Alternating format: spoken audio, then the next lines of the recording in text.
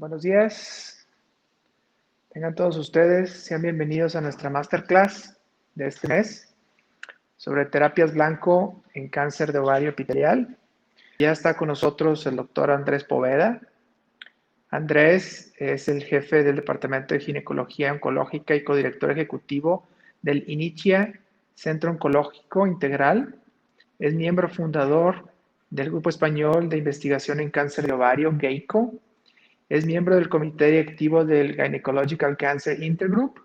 Es copresidente del International Symposium on Advanced Ovarian Cancer Optimal Therapy, entre muchos otros cargos y muchos otros puestos que tiene. Andrés ha tenido la gentileza de aceptar nuestra invitación para dar esta sesión y le damos la bienvenida sin más ni más. Vayan preparando sus preguntas, pueden enviarlas por el chat que está asignado a esta presentación o de alguna manera hacérnoslas llegar para que si tenemos un poquito de tiempo podamos conversar al respecto. Buenas tardes o buenos días en México. Tengo el honor de compartir con ustedes los minutos para el tratamiento de médico terapias blanco. Aquí está mi disclosure. El tratamiento del cáncer de ovario en el año 2018 se podía resumir en cirugía óptima seguida de quimioterapia. En el caso de que no fuera posible quimioterapia, pues entonces se hacía cirugía, se hacía quimioterapia neoadyuvante 3 ciclos, luego cirugía de intervalo y luego quimioterapia. Entonces vamos a repasar un poco, bueno, de cirugía óptima ya saben ustedes que el consenso recuerda que debe ser hecha por especialistas en oncología ginecológica y que el fin último es no dejar enfermedad macroscópica y que el término de cirugía óptima debe ser reservado para aquellos con no enfermedad macroscópica. De esto no vamos a incidir, pero es algo que siempre nos gusta recordar, estando y como están ustedes bien entrenados, pero es importantísimo que la cirugía esté hecha por expertos.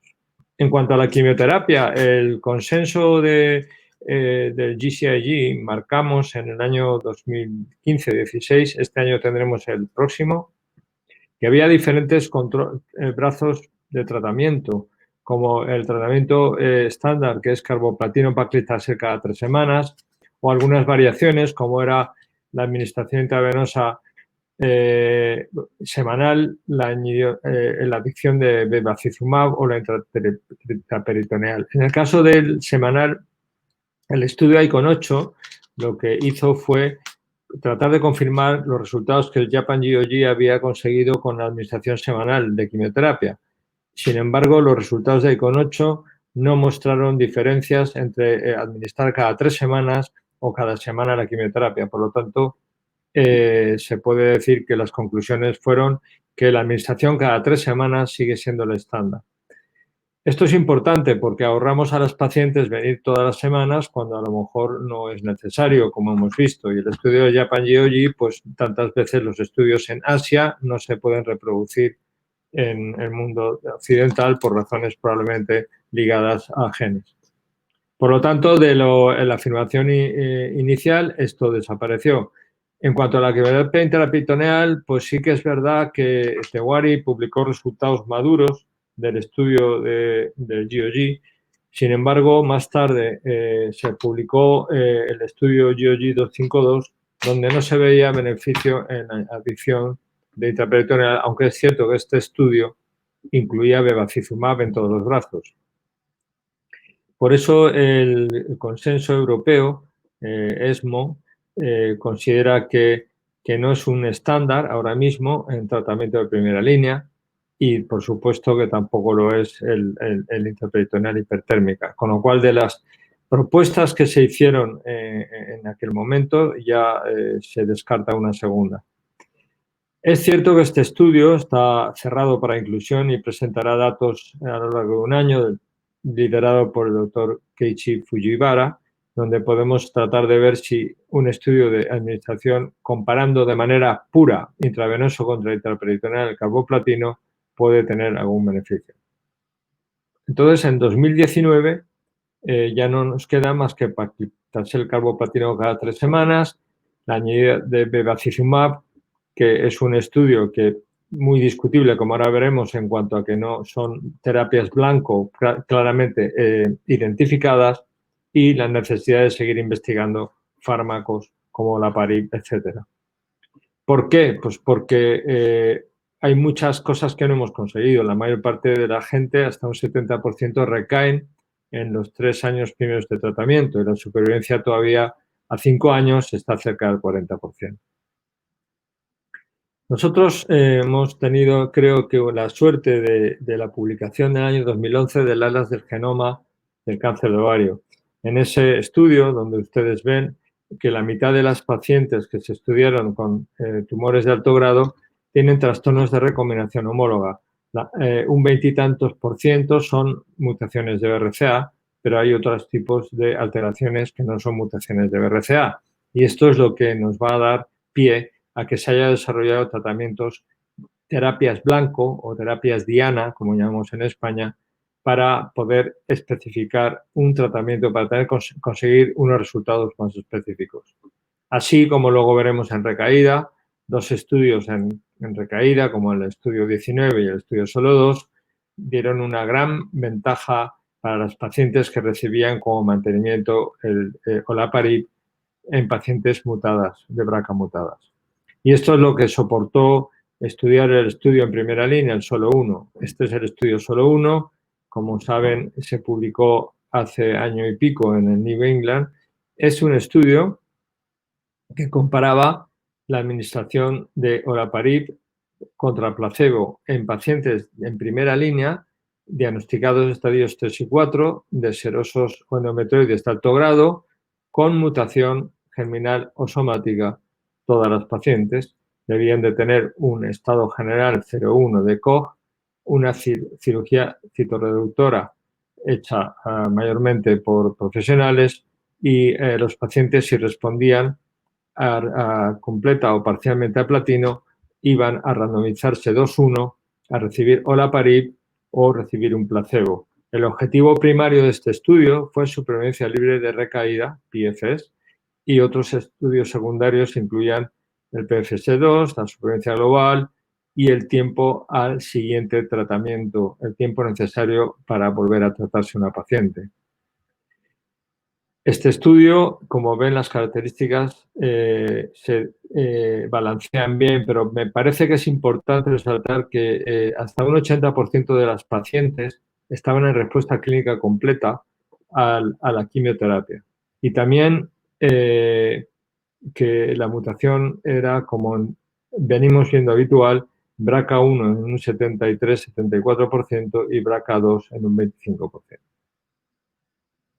Esto es importante a la hora de comparar luego con otros estudios. Fíjense las características de los pacientes en cirugía. En ese sentido, las pacientes tenían una enfermedad residual macroscópica en un 30%, pero no tenían enfermedad en un 23% y no tenían enfermedad residual macroscópica en un 75%. Y las que fueron a cirugía de intervalo, que fueron un 30%, 30 y tantos por ciento, volvió a realizar no enfermedad residual macroscópica en un 80%. Lo que quiero remarcar es que esta es una población con buena cirugía. La población del solo 1 es una población con una cirugía óptima en la mayoría de los casos, a diferencia de, como luego veremos, otros estudios de inhibidores en primera línea. Creo que es importante que las razones para descontinuar el tratamiento fundamentalmente fueron por progresiones, un 19% en el brazo de olaparib y un 60% en el placebo, y por efectos adversos un 11% en el brazo de olaparib, 2,3% en el placebo y 8% por decisión de los pacientes. Nunca jamás habíamos visto, desde luego, y no sé si habrá entre ustedes alguien más mayor que yo, añoso o como se llamen, unos resultados tan espectaculares. Miren cómo a los 3 años el 60% de las pacientes que llevaron olaparib a los 3 años siguen libre de progresión. contra un 26,9% de las pacientes que llevaron placebo. Esto quiere decir que hay una disminución de riesgo de progresión del 70%. Esto es algo, insisto, nunca visto antes. Y si van a las medianas de PFS, en el caso del placebo está en 13,8, como hemos visto en tantos estudios, y en el caso de olaparib estamos hablando de más de 3 años, que jamás habíamos visto esto. Además, podemos ver en la curva que la mediana de PFS no se había todavía alcanzado y que son curvas que no son en banana, como llamamos, que parece que se juntan cuando dejas de administrar el fármaco. A los 3 años, el 60% de las pacientes que llevaron olaparib seguían libres de recaída. Pero fíjense, a los 4 años siguen más del 50% contra un 11% de las pacientes. Insisto que son datos nunca vistos anteriormente y que hablan del gran beneficio de una terapia blanco, donde estamos dando un inhibidor de PARP a mujeres en respuesta con una mutación de BRCA. El beneficio fue visto alrededor de todos los subgrupos, tanto en respuestas completas como en respuestas parciales, tanto en estadios 3 como en estadio 4. En mi opinión, una de las cosas que más impactan a las pacientes y desde luego a mí como médico de ellas es el tiempo que se libran de llevar quimioterapia, es decir, el tiempo libre de no tratamiento de nuevo, el tiempo hasta el subsecuente tratamiento, la necesidad de llevar un nuevo tratamiento.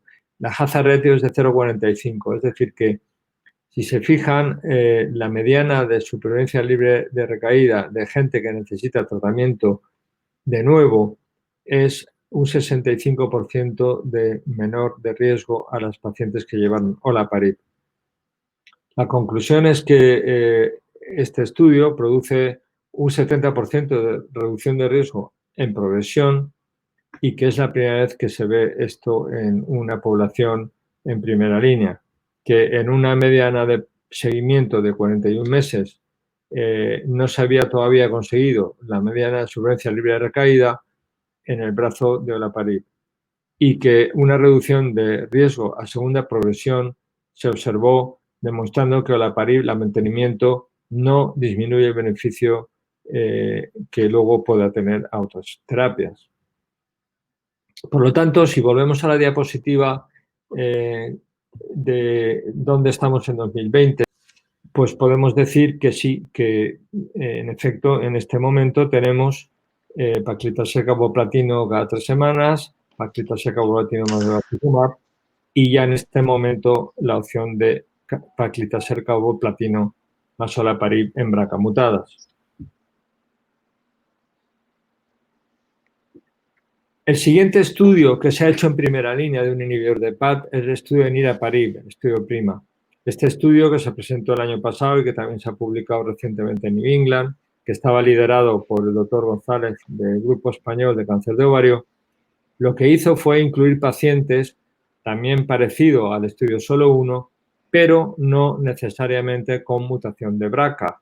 Por lo tanto, como ven, había la posibilidad de que las pacientes llevaran tratamiento independientemente de la mutación o no mutación BRCA. Aquí pueden ver el diseño del estudio, también se randomizó a 2:1, pacientes en respuesta a primera línea de quimioterapia.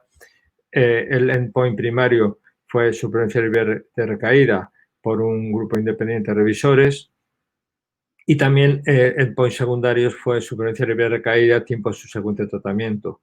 La estratificación fue por neoadyuvancia sí o no, mejor respuesta a quimioterapia, respuesta completa o respuesta parcial. Aquí vemos todo lo que es los trastornos de recomendación homóloga. Se hizo un estudio analítico para ver cuál era la necesidad estadística de hazard ratio del beneficio de PFS según el grupo de tratamiento. Y quiero remarcar las diferencias con respecto al estudio Solo 1 que acabamos de ver. Además de que eran pacientes que no solo era mutación de BRCA, fíjense qué cantidad de pacientes, 67% recibieron neoadyuvancia, contra el 30% no llega a 25% de estudio Solo 1. y además había un 31% de respuestas completas, es decir, que la población, dicho de otra manera, son pacientes con mayor carga tumoral. Es una población, la del estudio PRIMA, que quizá pues, es de más volumen, con menos cirugía de entrada óptima. También pueden ver en esta diapositiva, en el caso de las pacientes con recombinación homóloga, trastornos, eran mutadas en un porcentaje de 31 y no mutadas en el caso del 20%, es decir, BRCA wild type. Y las que no eran trastornos de recombinación homóloga, es decir, lo que se llama proficiency, eran 35% y un 15% no definido. Aquí tenemos los resultados del estudio PRIMA, donde la disminución de riesgo es 0,62 para la población general. Esto incluye todos, los no mutados, los deficiency, etc. La mediana de supervivencia para niraparib 13,8 versus 8,2. Pero cuando se va a analizar en el grupo de trastornos de recombinación homóloga, que incluye, por supuesto, las mutaciones de BRCA, la disminución de riesgo es del 57%, siendo ya la mediana del PFS 21,9 versus 10,4 meses.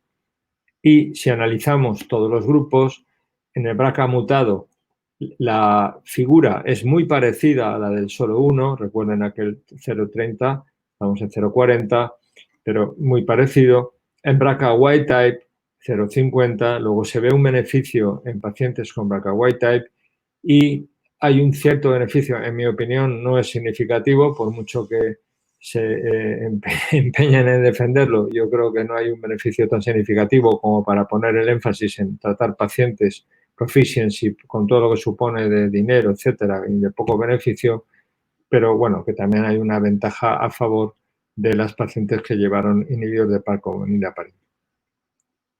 En las conclusiones del estudio PRIMA son que la PFS global, la hazard ratio es 0,62, la PFS del grupo con trastornos de recombinación homóloga 0,43.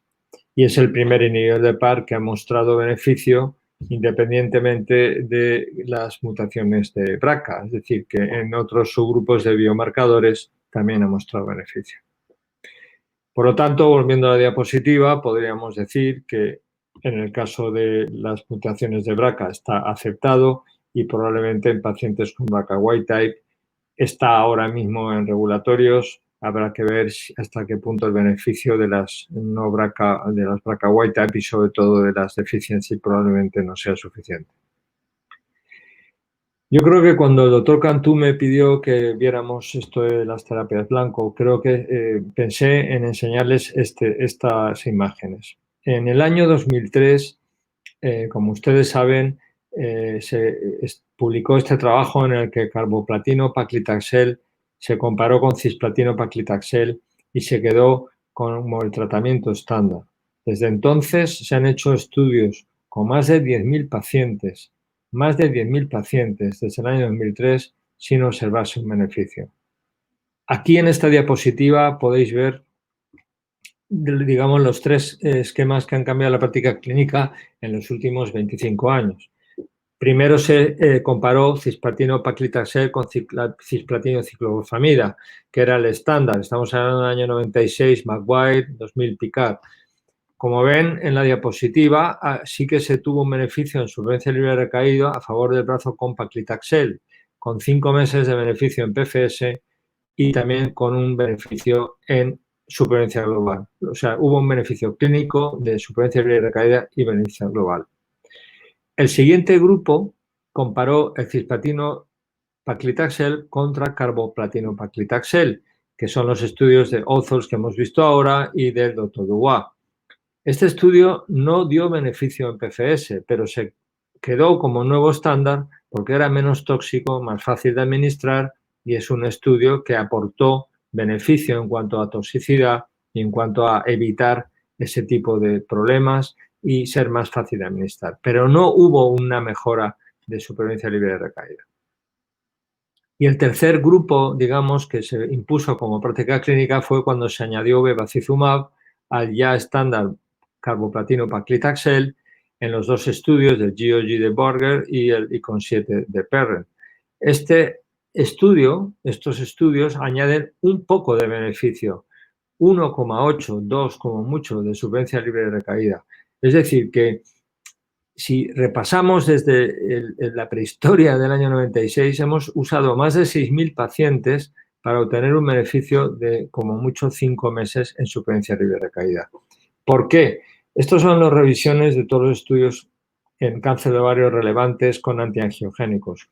No hay ningún biomarcador. Luego, para hablar de terapias blanco, necesitamos tener un marcador, un biomarcador, no volver a las cavernas, no volver a tratar a las personas, a las pacientes, sin tener una razón de un marcador molecular. Esto es uno de los statements que en el GCIE tenemos, que para hacer investigación se necesita biomarcadores predictivos de respuesta. Volviendo a la diapositiva de antes, por lo tanto, si vemos que se usaron más de 6.000 pacientes para solo aumentar unos 5 meses, fíjense con el estudio solo uno, solo con 391 pacientes hemos conseguido triplicar la supervivencia libre de recaída. Es histórico. Yo creo que esta imagen habla por sí misma. Es decir, si usamos, ¿por qué? Porque usamos un biomarcador. Hemos usado la mutación de BRCA y entonces hemos tenido la posibilidad de tratar con una terapia blanco. Esto sí que es una terapia blanco que estamos dando justo al sitio donde el beneficio se puede conseguir. En cuanto a recaída, hacer una revisión.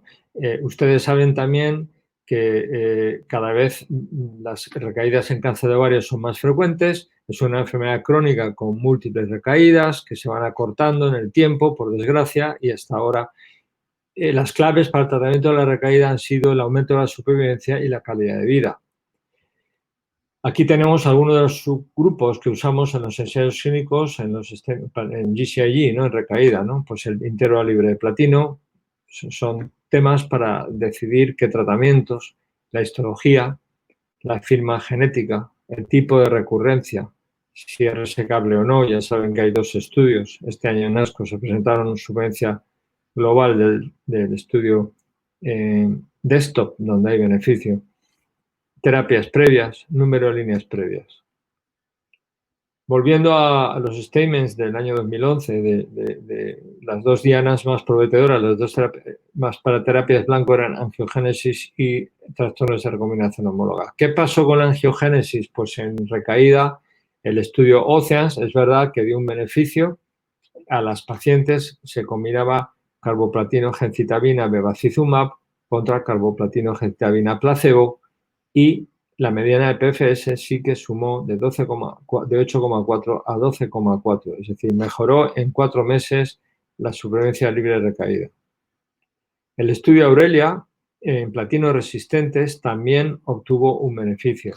Si pueden fijarse en esta diapositiva, aquí vemos el beneficio de añadir paclitaxel a taxol semanal. Es 10,4 versus 3,9. Y en el subanálisis que hicimos de supervivencia global, pues es uno de los pocos estudios donde hemos podido publicar que hay un beneficio de administrar bevacizumab contra no bevacizumab en pacientes platino resistentes.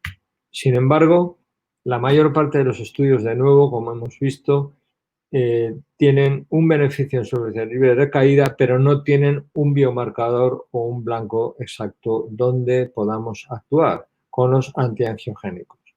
Estaríamos hablando, en mi opinión, saben ustedes, esta es una diapositiva cortesía del doctor Birrer, que a mí me parece muy didáctica. La importancia clínica viene dada porque tengamos un agente eficaz y un blanco validado. Si hay un agente eficaz pero no hay un blanco validado, va bajando. Y a mí creo que podríamos decir que los antiangiogénicos están aquí. Son eficaces pero no tienen un blanco.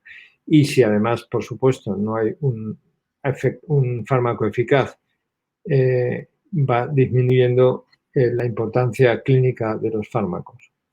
¿Qué ha pasado con la recombinación homóloga en cáncer de ovario en recaída? Pues vuelvo a recordar este fantástico trabajo que nos ha cambiado la vida, sobre todo a nuestros pacientes, La mitad de las pacientes que se estudiaron tenían trastornos de recombinación homóloga, algunas de ellas, 20 y tantos % por mutaciones de BRCA, pero también por otras razones. Es verdad que la mutación de BRCA es el más común de las mutaciones en pacientes con cáncer de ovario, representando prácticamente el 70% de las mutaciones en cáncer de ovario. Y los datos clínicos que nos han hecho, los primeros que tuvimos fue el estudio 19, un estudio fase 2 randomizado, donde las pacientes que respondían a quimioterapia recibían olaparib contra placebo. Y este trabajo, publicado ya hace 8 años por el doctor Lederman, nos impresionó. Por primera vez en la vida vimos una disminución de riesgo de recaída que superaba el 70%, una hazard ratio de 0,35. Además, aunque el estudio metía todo tipo de pacientes, cuando se analizó en un análisis preplanificado las pacientes que tenían mutación de BRCA, la disminución de riesgo era de 0,18, algo increíble. Y esto dio pie a que desarrollara el estudio SOLO 2, que es un fase 3, que este estudio lo que trató es de confirmar el beneficio que se había visto en el estudio 19. Pacientes con mutación de BRCA mutadas con enfermedad sensible al platino, si habían respondido, recibían olaparib versus placebo, con endpoint primario de supervivencia libre de recaída y un endpoint secundario de supervivencia global que me gustaría comentar un momento. Estos son los resultados del objetivo primario del SOLO 2, mediana de supervivencia libre de recaída. Fíjense, 19,1 contra 5,5. O sea, 4 veces más de tiempo a favor de las mujeres que recibieron olaparib con una disminución de riesgo del 70%, una hazard ratio del 0,30. Para mí, una de las cosas que más agradecen las pacientes, lo veo al día a día, es evitar pensar que tienen que volver a llevar quimioterapia. Fíjense las diferencias del tiempo a una terapia subsecuente. Es una disminución de riesgo del 0,37.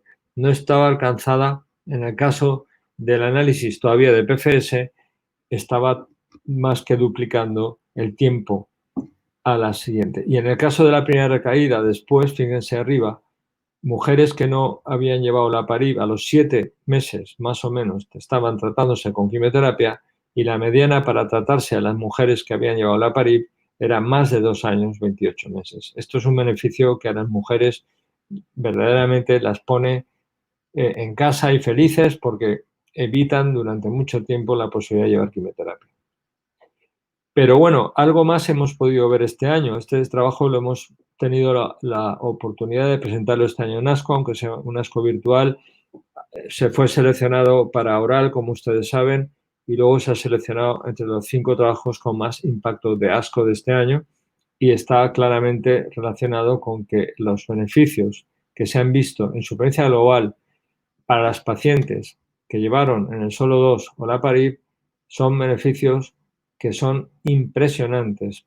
Por primera vez hay un beneficio que supera, fíjense, 38,8, 51,7, disminución de riesgo de muerte del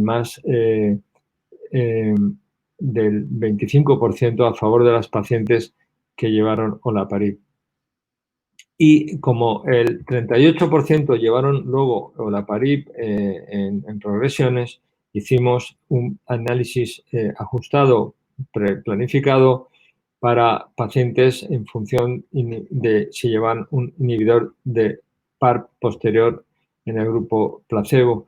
Y la mediana de aumento de supervivencia en estas pacientes fue de 16 meses.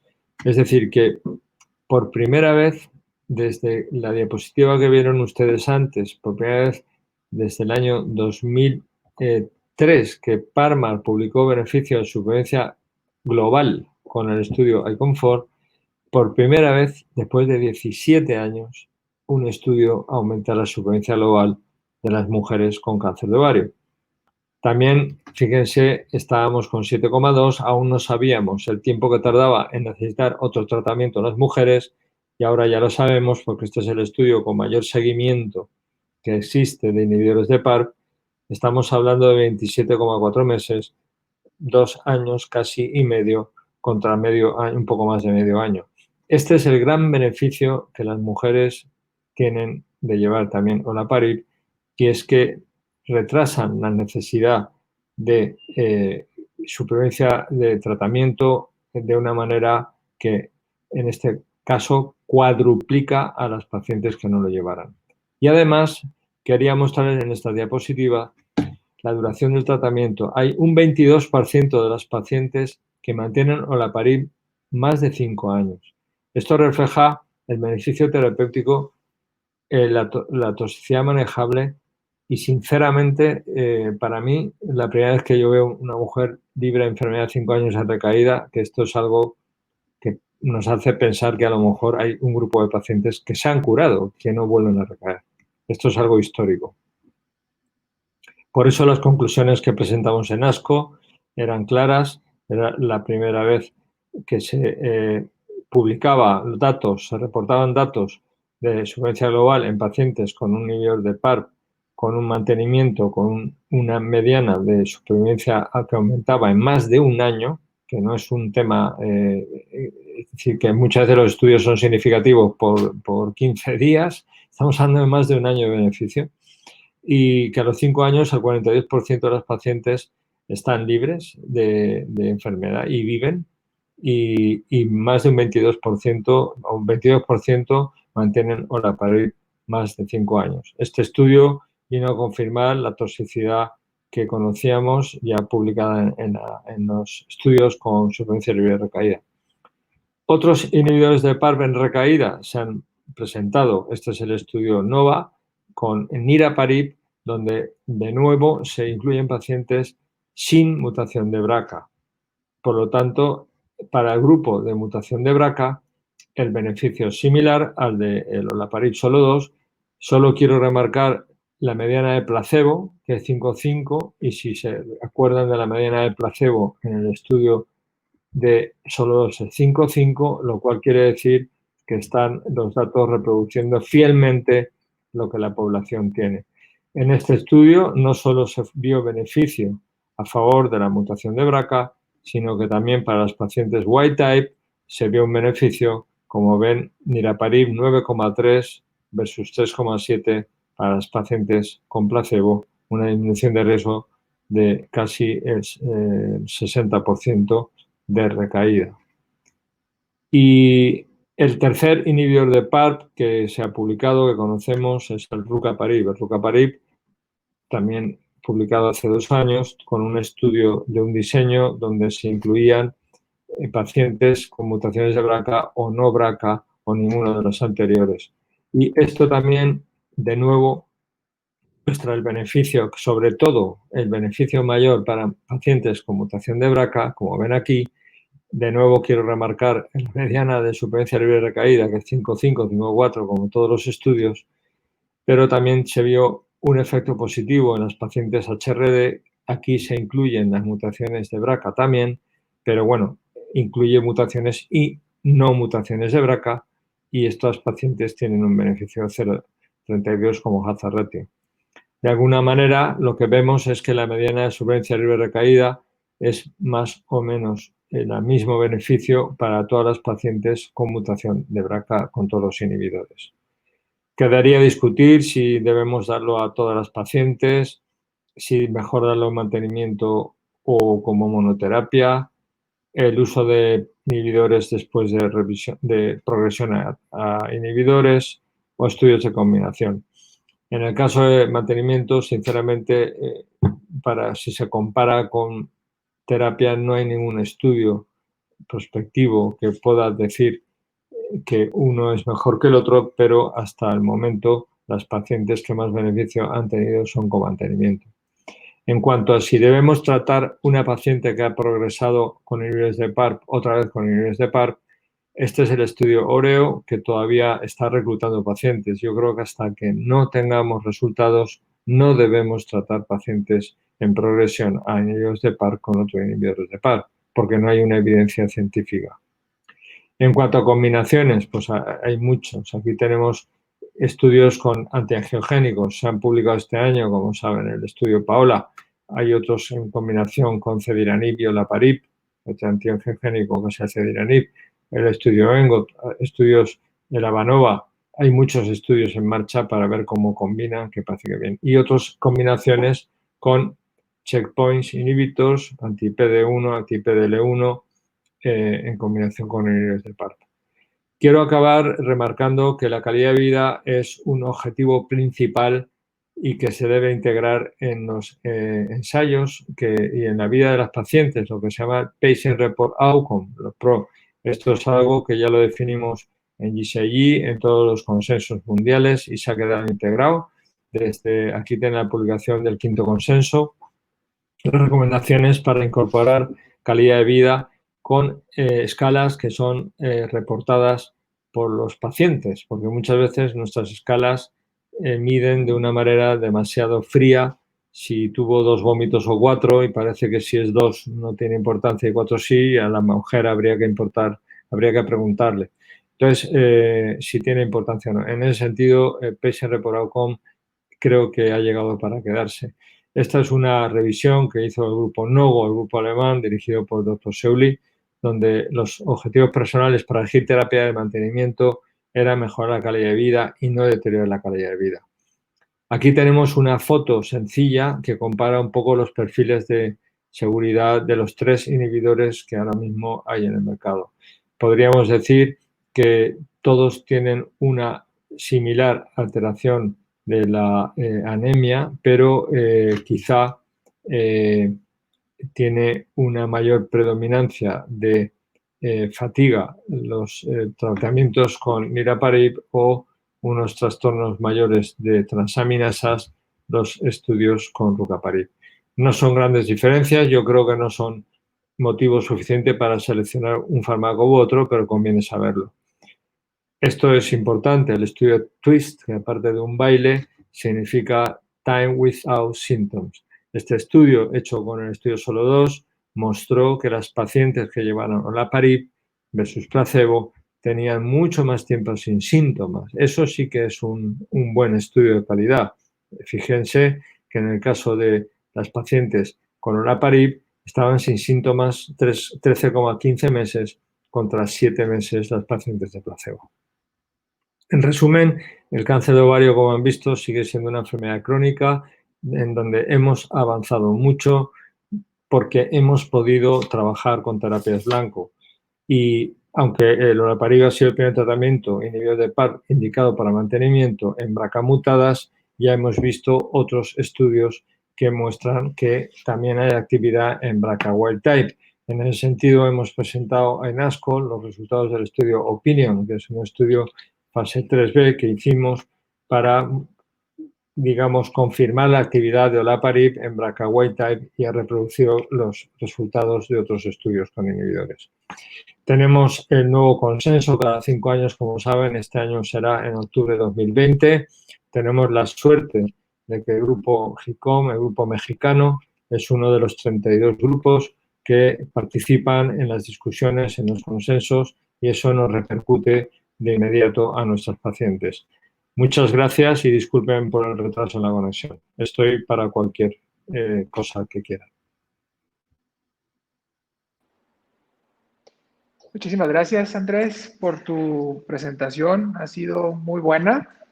Nos ha dado una muy buena imagen de lo que al día de hoy estamos haciendo o se está tratando de hacer con este tipo de terapias. Una de las preguntas de nuestra audiencia es si ustedes en tu centro están utilizando las pruebas de deficiencia por reparación para recombinación homóloga como los de MyChoice o alguno de Foundation Medicine. Y si es así, ¿cuál sería tu experiencia? ¿O cómo lo hacen ustedes? Sí, nosotros entiendo que no estamos hablando de la determinación de BRCA, sino de HRD, el perfil HRD. El perfil HRD, el problema que tenemos es que no hay un consenso de que tengamos un método absolutamente aceptado y que algunos son los que los manejan solo los labs. De manera que hasta ahora la determinación de HRD muchas veces tenía que ir por vía de un laboratorio que disponía de las bases de datos. En nuestro hospital tenemos ahora mismo el Stream Choice que estamos actuando, pero yo creo que hemos de avanzar en ese punto en todo el mundo. Es decir, de hecho es una de las discusiones que va a haber en el consenso. ¿Qué podemos hacer para disponer todos de un método de determinación de HRD que sea reproducible y que sea sencillo y que sea cómodo para todos? Muy bien. Y la pregunta que siempre hago es, ¿en qué momento busco la mutación de BRCA? ¿Somática? ¿Germinal? ¿Primero una y luego la otra? ¿En la recaída la vuelvo a buscar? ¿Cuál es tu recomendación ahí? Sí, bueno, creo que podrías contestar tú también, David, a esto, pero nosotros lo primero es cuanto antes. Es decir, la mutación de BRCA hoy sabemos que es un factor pronóstico y un factor predictivo de respuesta, no solo a inhibidores, a platinos, incluso a fármacos como Caelix o como trabectidina, ¿no? Entonces, y luego tiene una implicación por la vía de cáncer hereditario. Por lo tanto, yo creo que cuanto antes lo hagamos, es mejor. Cuanto antes se haga la determinación. Somática o germinal, pues si pudiéramos tener la somática todos con el mismo método, sería mejor, porque ahorras algunos casos para la determinación germinal. El problema, como bien sabes, es que es más fácil reproducir la determinación germinal que la determinación somática, donde hay más trastornos ligados a los diferentes laboratorios, a las muestras de tejidos, etcétera, etcétera. Entonces, yo no sé en México si tenéis la posibilidad de hacer germinal a todo el país, que es algo que aquí desde hace 4 años es no solo obligado, sino que está cubierto por el Estado, y luego trabajar para que los laboratorios se unan para que las determinaciones de las somáticas sean reproducibles y sean igual de válidas y de validadas en todos los centros. Ok, sí. Algo que también comentabas es que no todo es BRCA, no todos son mutaciones de BRCA. Tu recomendación es que hagamos más allá de BRCA o nos detengamos en BRCA, hagamos un panel más amplio a todas las pacientes o cuál sería esa recomendación en este sentido. Nosotros sabemos que hay análisis de largos respondedores a inhibidores de PARP en el estudio SO2, por ejemplo, donde se han visto mutaciones de ARID1A. El tema es que son mutaciones más poco frecuentes, entonces tienes que unirte muchos para poder hacer una determinación que sea relevante y que sea que compense hacerla, ¿no? Porque luego viene la segunda parte, que es hacer los ensayos con un biomarcador determinado. Si, por ejemplo, por poner un ejemplo, las mutaciones de ARID1 son del 3% y las de BRCA son del 20 y pico, pues es más rentable en los laboratorios estudiar las mutaciones de BRCA y tienes que unirte muchos para hacer las determinaciones de los demás. Y luego los ensayos habría que ver hasta qué punto nos hemos de unir muchos porque hay menos casos, ¿no? Yo creo que la base que hoy se está trabajando más es la determinación de HRD, es decir, que no solo incluye las BRCA, sino todo lo que es no BRCA también, y ahí es donde más se está avanzando y más trabajando para tener un método que sea reproducible. Sí, claro. Ah, si bien es cierto, no hay un biomarcador específico para los antiangiogénicos, pues se sigue utilizando y se sigue utilizando mucho. ¿Por qué, si tú, en tu experiencia, por qué se ha ido solo con bevacizumab y no con otros antiangiogénicos de la misma manera? Otros antiangiogénicos que pueden ser mucho más fáciles de administrar, como nintedanib, que es oral y que pudiera tener menos efectos secundarios que bevacizumab. En tu experiencia, ¿por qué se da esto? Eh, Yo creo que esta pregunta es muy buena, David. Nosotros, como sabes, hemos participado también algunos de ustedes en los estudios de Nintedanib, en los estudios de Cediranib y en los estudios de Pazopanib, fármacos que luego no fueron adelante. Incluso con el Pazopanib tuvimos, bueno, fue un fiasco porque después de reclutar un montón de pacientes el estudio se paró. Y sinceramente yo he de decir lo que opino, y lo que opino es que fue una decisión económico-política de los laboratorios, que pensaron que se había instaurado ya un antiangiogénico suficientemente y que no iba a ser, que no iban a aportar más. Esto no ha pasado ahora con los inhibidores de PARP, porque tenemos 3 y sin embargo han ido los 3 para adelante. Pero yo creo que en aquel momento algunos laboratorios, en concreto el Nintedanib y el Pazopanib, no fueron adelante porque los estudios de bevacizumab habían llegado antes y ya estaban instaurados. Eso es mi opinión. Y esa es tu opinión. ¿Y tu experiencia, tú crees que estos otros inhibidores antiangiogénicos pueden tal vez rescatarse? ¿Podrían avanzar?